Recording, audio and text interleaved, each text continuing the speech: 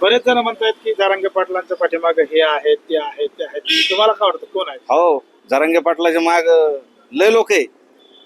मराठे, दलित आहे, मुस्लिम आहे, धनगर आहे, बंजारा आहे, ख्रिश्चन आहे, आदिवासी आहे, सगळे आहे मराठ्यांच्या पाठीमागे. फक्त 4-5 जे हातावर मोजणे इतके ओबीसी नेते आहे ना, ते नाहीये.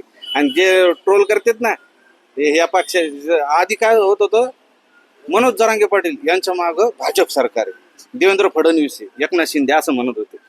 वाशीला गेलो, वाशीहून आम्ही आलो, हे म्हणत होते हे सरकारला मॅनेज झाले आणि वापस आले.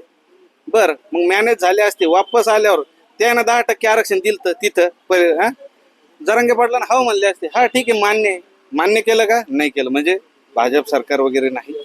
आणि मनोज जरांगे पाटलात एवढी ताकद आहे, या सगळ्या पक्षाचे नेते आहे ना, हे एकत्र जरी उभे राहिले आणि या ना सगळ्यांना माणसं जरी बोलवले तर एकट्या जरांगे पाटलांच्या जेवढी माणसं बोलत या ना बोलून दाखव.